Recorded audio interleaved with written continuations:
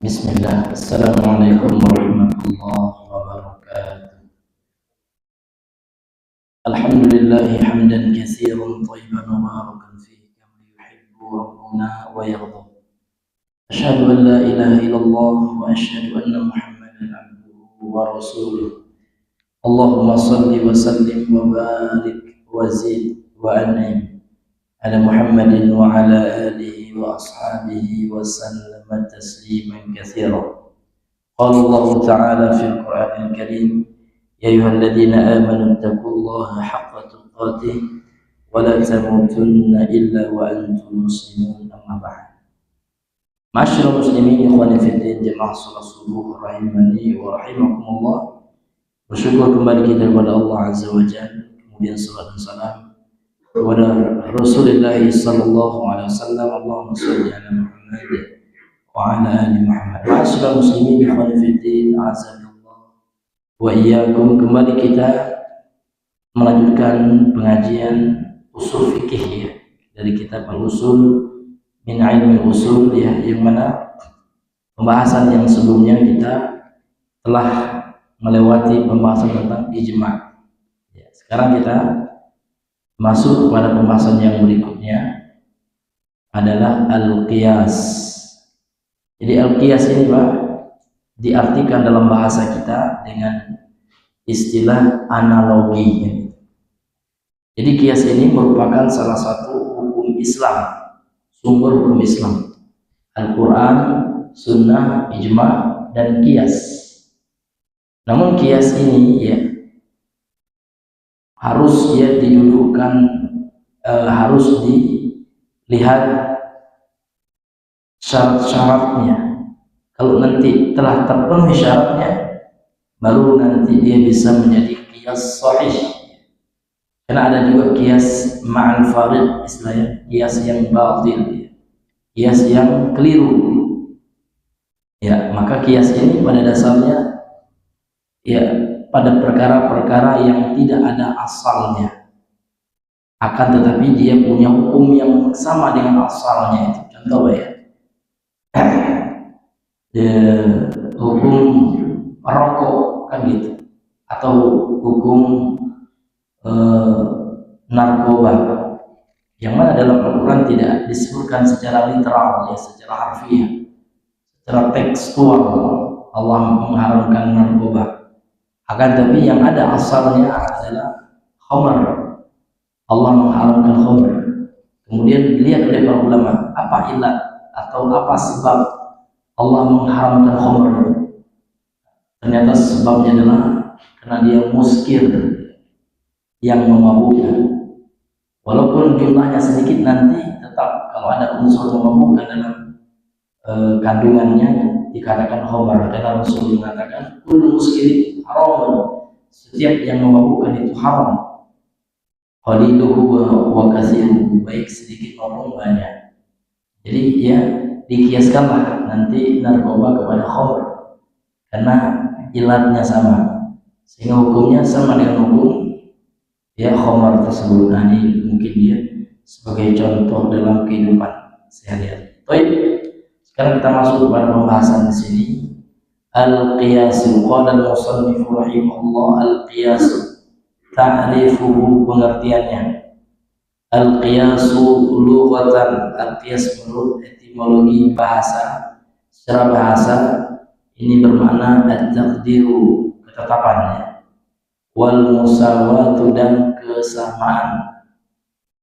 Jadi seseorang yang mengkiaskan sesuatu, dia telah menetapkan dan menyamakan sesuatu ini menurut bahasa.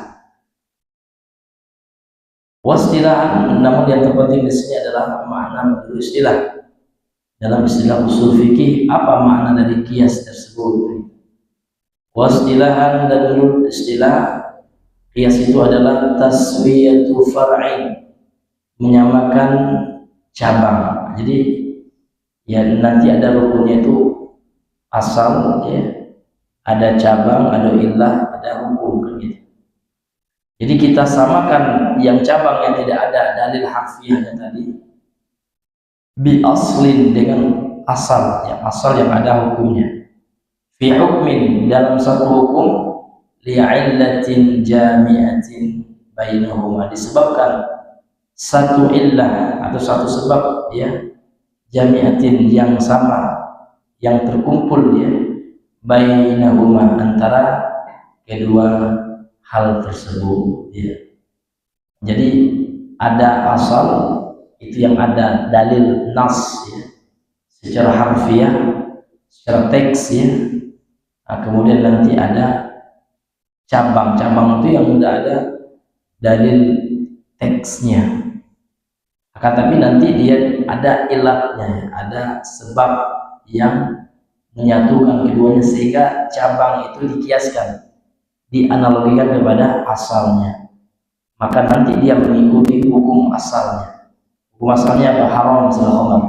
Maka cabang fara' itu akan mengikuti hukum asalnya. Ya. Kemudian kata beliau di sini fal far'u, maka cabang fara'nya ini disebut dengan istilah al-maqisu, yang dikiaskan.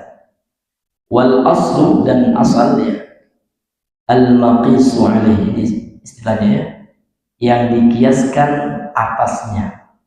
Jadi yang menjadi tolak ukur analoginya itu asal. Rokok juga dikiaskan Pak, dikiaskan juga ke dalam ya khamar ya. Dari sisi apa? Dari ilatnya Pak, sebabnya karena sama-sama membuat pelakunya memiliki ketergantungan ya, terhadap benda yang dia konsumsi itu. Orang yang minum minuman keras ya, maka akan candu ya, akan membuat dia kecanduan. Demikian juga rokok ya, rokok kecanduan dengan nikotin tar yang ada di tembakau itu. Nah, sehingga dari sisi itu bisa rokok hukumnya haram dikiaskan kepada khamar yang hukumnya juga haram ya. Maka ulama dunia yang sepakat, mulai dari fatwa Lajnah Daimah di Saudi Arabia, bahkan Darul Ifta Al-Misriyah di Kairo, di Al-Azhar ya pusatnya, yang notabene banyak sufi juga memfatwakan rokok haram. Jadi kalau ulama Timur Tengah sepakat, yang berbeda hanya ya beberapa ataupun ulama-ulama di negeri Konoha ya, yang berbeda hukumnya. Kalau ulama internasional sepakat. Jadi tidak hanya ulama internasional ya, orang-orang kafir, para peneliti, para ahli medis dan kesehatan di World Health Organization ya, atau bahasa kita WHO ya, itu juga sepakat ya, tembakau adalah sesuatu yang dilarang ya. Sehingga mereka orang kafir itu membuat sebuah perayaan khusus ya, yang mereka kenal dengan hari bebas tembakau sedunia. Jadi tidak ada alasannya orang yang mengatakan rokok tidak haram. Nah ini orang yang tidak punya atau orang yang sudah kecanduan, dan sehingga dia tidak bisa lepas dari rokok lain, akhirnya dia mencari-cari ya dalih untuk menghalalkan apa yang diharamkan oleh Allah Subhanahu wa ta'ala. Maka rokok dibayar hukumnya haram ya, walaupun MUI ya mengklasifikasikan, yang saya baca ya, rokok tetap hukumnya haram, tapi bagi anak-anak ya. Kemudian bagi ibu hamil ya. Kemudian di tempat-tempat umum, ada tempat umum rokok haram menurut MUI tadi. Tapi yang sahih ya, menurut yang lebih hebat ilmunya ulama internasional ya, rokok haram tanpa terkecuali, baik itu untuk orang dewasa, anak kecil, semuanya. Dan di setiap tempat, baik itu di tempat umum maupun di tempat khusus. Kalau MUI bilang di tempat umum haram, jadi kalau ada orang yang merokok di tengah jalan itu haram gitu ya, karena akan menyakiti dan mengganggu orang yang di sekitarnya. Ya, kita lagi di belakang orang merokok pakai motor, karena kita ambilnya. Ya, asal kita ya, dia yang merokok, kita yang mendapat dampak negatifnya. Demikian juga ya, asap rokok itu ternyata dia bisa mengendap di baju orang yang merokok itu. Jadi tidak langsung hilang. Orang yang anaknya atau istrinya yang bercengkrama dengan dia yang merokok habis merokok di luar misalnya. Itu Pak, menurut dia ahli medis ya, bajunya itu masih ada nikotinnya. Kalau didekati anaknya akan menularkan atau akan memberikan risiko dampak negatif kepada anaknya. Maka luar biasa perokoknya. Karena orang yang merokok ini Pak termasuk orang yang melakukan kerusakan di permukaan bumi. Ya. Tapi Bapak Ibu yang Allah muliakan, Bapak yang Allah muliakan, kembali kita kepada pembahasan kita ya. Jadi ada dua Pak ya. Maaf, ada 4 nanti syaratnya. Yang pertama adalah yang dikiaskan atau cabang. Ini istilahnya al-far'u ya, cabang. Kemudian menjadi tolak ukurnya adalah yang dikiaskan kepadanya itu al-aslu, asal, al-maqisu alaihi. Kemudian wal-hukmu, hukum ya. Maqtadahu dalilu syar'i. Hukum itu adalah apa yang ditunjukkan oleh dalil syar'i, Al-Quran dan Sunnah. Ini dalil primer kan itu. Min wujubin atau tahrimin, baik hukumnya wajib atau haram, atau sihatin, kalau dalam perkara muamalah ada yang sah, akad yang sah kan itu, atau fasadin, atau yang rusak, atau ghairuha, atau ghairiha, atau yang selainnya. Jadi hukumnya nanti sama ya, hukum cabang mengikuti hukum asal kalau ilatnya sama, sebabnya. Maka wal illatu, dan illah ya, al makna alladhi sabata ya, al makna alladhi sabata bisababihi hukmul asli, makna yang tetap ya, menjadi tetap gitu ya, disebabkan hukum asal ya. Jadi illat itu Pak, kalau bahasa kita, bahasa sederhananya sebab yang mengharamkan asalnya itu. Jadi asalnya itu kan dikiaskan kepada asalnya itu. Jadi apa sebabnya kan itu, seperti khamar ya, sebabnya apa? Kenapa diharamkan oleh Allah? Karena memabukkan, itu namanya ilat tadi. Jadi setiap yang memabukkan, walaupun tidak ada dalil secara teks dari hadis ya, maka hukumnya nanti dikiaskan kepada hukum asalnya. Nah, seperti ini Bapak Ibu yang dimuliakan oleh Allah Subhanahu wa taala. Wa hadhil arba'atu ya arkanul qiyas, dan ini ya ada 4 rukun kias ini Pak. 4 ini harus terpenuhi baru kias bisa menjadi kias sahih. Baru kias bisa kita lakukan. Kalau terpenuhi ya 4 syarat kias. Kemudian kata beliau di sini, wal qiyasu ahadul adillati allati tathbutu biha al-ahkam syar'iyyah. Dan qiyas adalah salah satu dalil ya. Ini dalil syar'i qiyas itu ya. Ya. Cuma ada satu mazhab dalam Islam yang tidak menerima qiyas, akan tapi ini keliru. Para ulama mengatakan ini kesalahan dari atau kekeliruan dari para ulama di masa tersebut, yaitu mazhab Zahiri ya, yang dipelopori oleh Imam Ibnu Hazm ya Al-Andalusi ya. Ini keliru ya. Imam Ibnu Hazm yang menolak qiyas, akan tapi ini jumhur ulama, mayoritas ya, para ulama ya, dari Hanafiyah, Malikiyah, Syafi'iyah dan Hanabilah sepakat bahwasanya qiyas itu hujjah yang bisa dijadikan dalil ya dalam agama dalam kasus-kasus tertentu. Memang tidak semua bisa dikiaskan.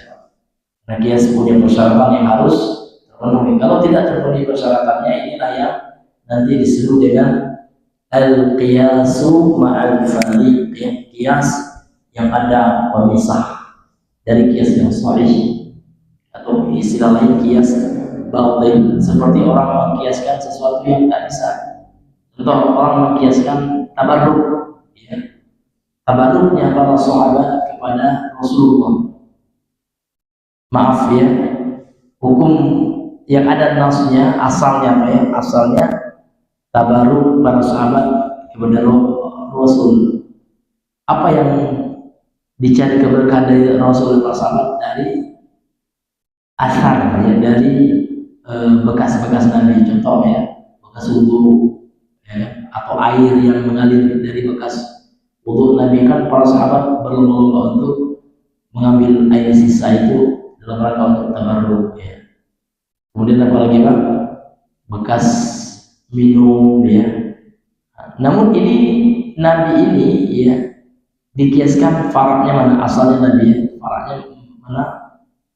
Orang-orang soleh, katakanlah ustadz, kiai, habib. Maka ini kias yang batil. Kenapa? Karena Nabi berbeda dengan kiai, tidak sama ya.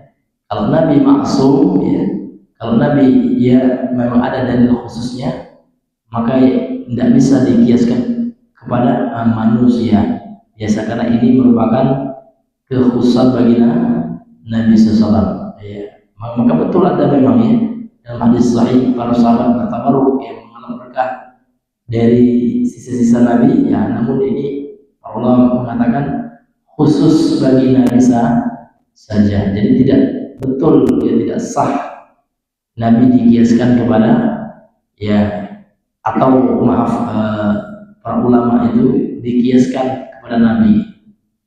Maka ini tidak memenuhi persyaratan kias, karena asal dan faraknya itu berbeda ya.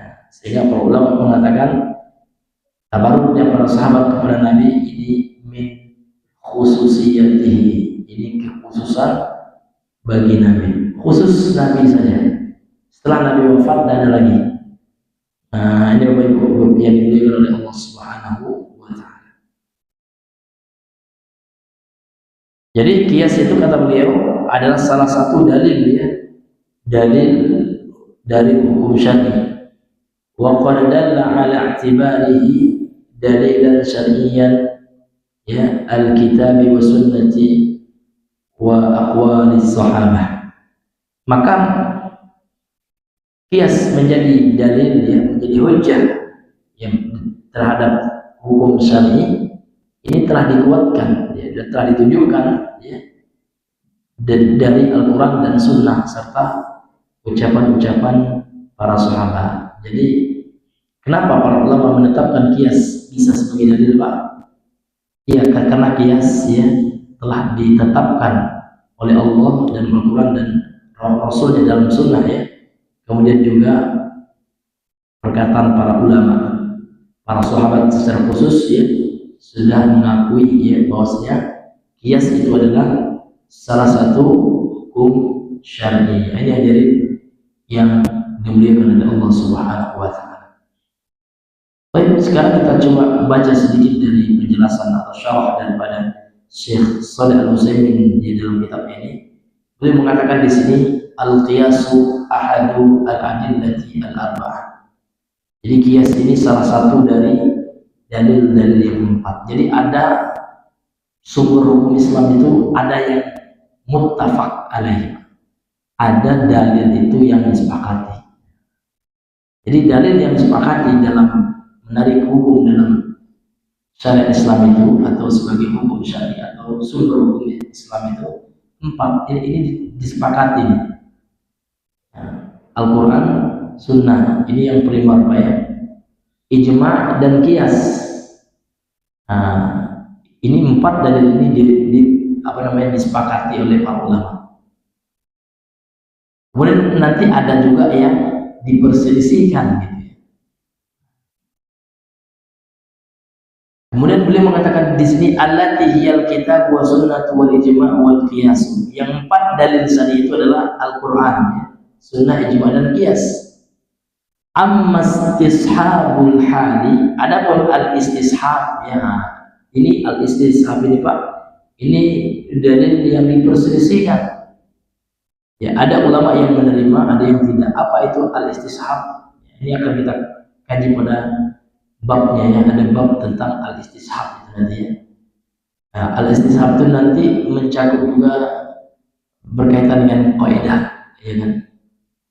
Walaupun nanti tidak baku ya. Karena kaidah itu Pak harus ya berdasarkan dalil juga. Walaupun nanti memang kaidah itu dibutuhkan ketika tidak ada dalil secara khusus dalam kasus tertentu, maka bisa kita menggunakan kaidah-kaidah. Ini di antara makna istishab gitu ya. Kemudian wal masalihil mursalah, dan masalah al mursalah ya. Masalah mursalah ini Pak melihat kepada sarana yang dibutuhkan yang tidak ada dalil yang melarangnya. Apa kemaslahatannya? Maka dalam pertimbangan fikih juga terkadang menimbang maslahahnya ya, masalah sesuatu. Nah, apabila masalahnya rajihah, lebih kuat atau lebih besar daripada mudaratnya, nanti seperti apa penarikan hukumnya? Nah, itu nanti ada pembahasan terhadap hal itu.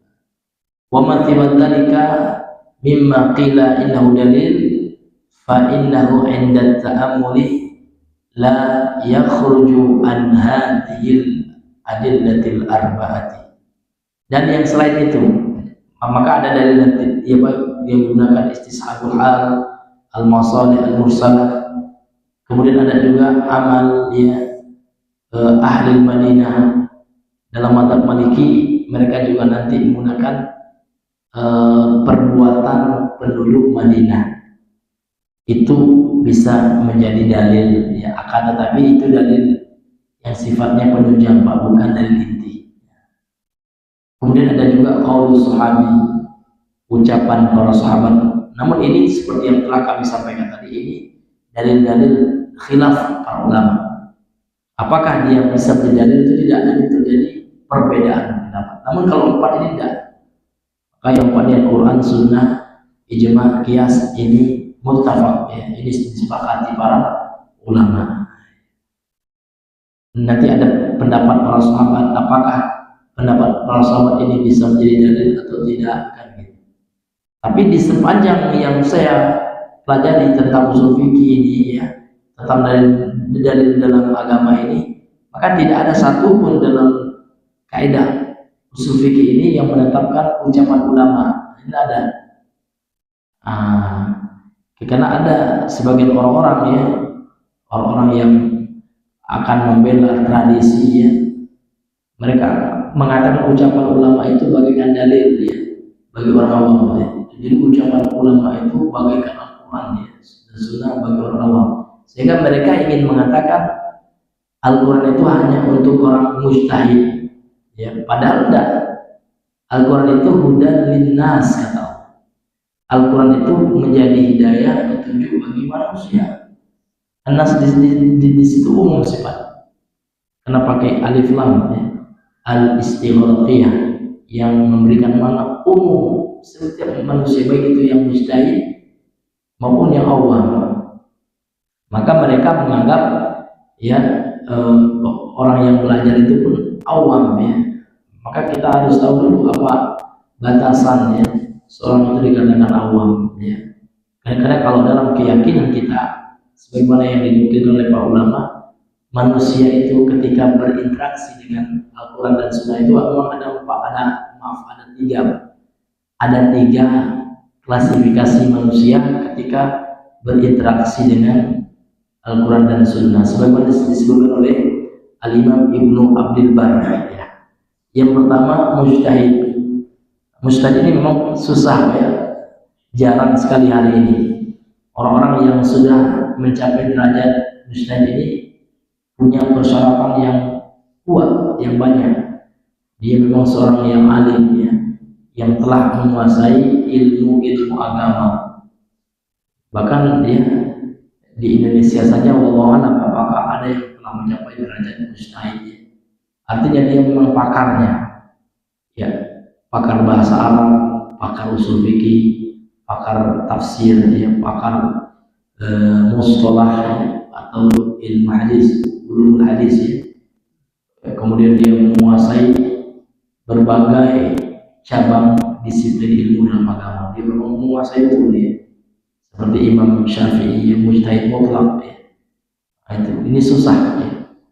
Kemudian yang kedua ada namanya muttabi'. Muttabi' ini Pak, dia belum mencapai derajat mujtahid. Dia bukan mujtahid, akan tapi dia memahami dalil dari mujtahid, sehingga dia mengikuti mujtahid bukan karena mujtahidnya, tapi karena dalil yang dipaparkan, yang dibawakan oleh mujtahid tersebut. Dan ini banyak manusia bisanya ya, apalagi orang yang Allah berikan ilmu pengetahuan baginya seperti ilmu alat ya. Atau minimal dia bisa membaca. Jadi kalau dia bisa membaca, dia bisa memahami, dia bisa memahami dalil dari ulama. Tidak susah juga dalil itu gitu. Yang penting kita bisa baca ya. Nah, orang-orang sufi tidak ya, mereka ingin memaksakan manusia itu cuma dua kata mereka, kalau bukan mujtahid muqallid ya, jadi tidak ada muttabi itu kata mereka. Nah, ini kesalahan mereka dari sisi ini, sehingga mereka katakan kita semua ini muqallid aja. Maka mereka nggak mau ya langsung kepada Al-Quran dan Sunnah, nggak mau mereka, karena Al-Quran dan Sunnah itu hanya khusus ulama mujtahid, sementara mujtahid tidak ada kati lagi kan. Jadi kita tidak boleh ya langsung mengikuti dalil Al-Quran dan Sunnah. Ini kerancuan berpikir mereka, seolah mereka ingin mengatakan Al-Quran itu Allah pilih kasih, jadi Al-Quran itu hanya untuk mujtahid. Nah, jadi manusia cukuplah taklid. Nah, ini kesesatan yang nyata, ini pemahaman yang keliru, kerancuan yang sungguh menyesatkan ya. Padahal Allah Subhanahu wa Ta'ala dalam Al-Quran tidak membeda-bedakan. Kalau seandainya kalian bersisip pendapat, kembalikan kepada Allah dan Rasulnya ya. Wa in tanaza'tum fi syai'in farudduhu ila Allah wa Rasulih, dijelaskan. Kalau kalian bersisip pendapat, maka kembalikan kepada Allah dan Rasulnya.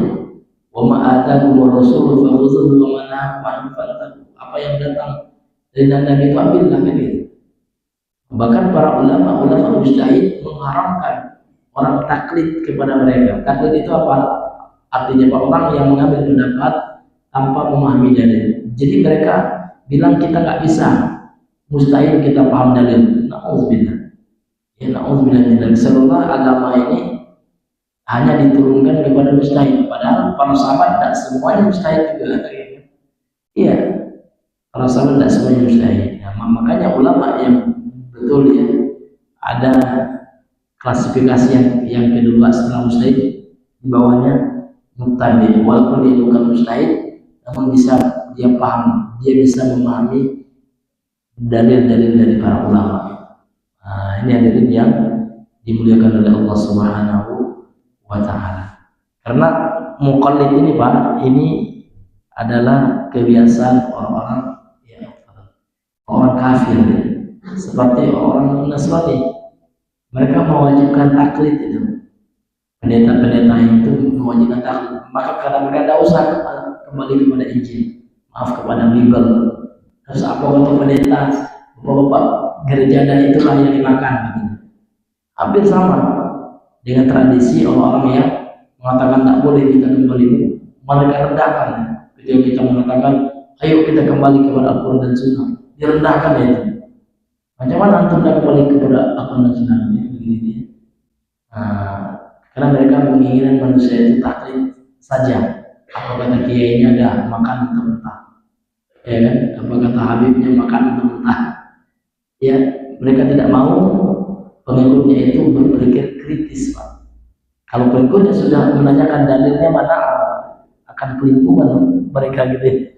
Susah pekerjaan mereka begitu. Makanya sehingga Aswaja bilang ya bahwasanya zaman sekarang ini berdakwah susah. Ya, kalau zaman dulu orang ikut aja kata jemaah, apa kata yainya udah enggak gitu. Tapi zaman sekarang orang udah nanyakan dalil, jadi otomatis yainya harus mencarikan dalil yang menjelaskan dengan dalil. Jadi pekerjaan mereka sekarang lebih susah katanya. Ya pernah dengar potongan video dari singa itu ya. Ya, susah sekarang katanya. Ya, artinya kita harus sunnah mengajarkan orang untuk kritis ya dalam agama ini.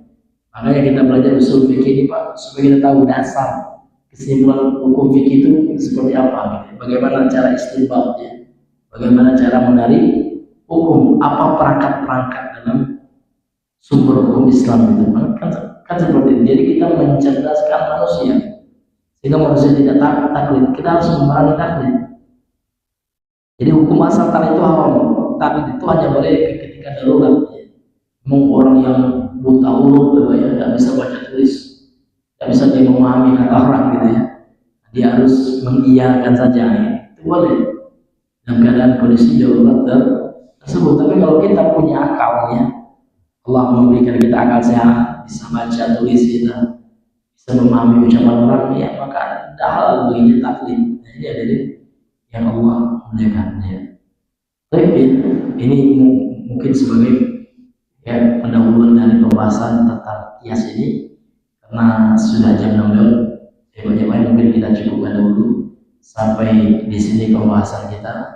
Subhanallah wa bihamdika asyhadu an la ilaha illa anta astaghfiruka wa atubu ilaik. Assalamualaikum warahmatullahi wabarakatuh.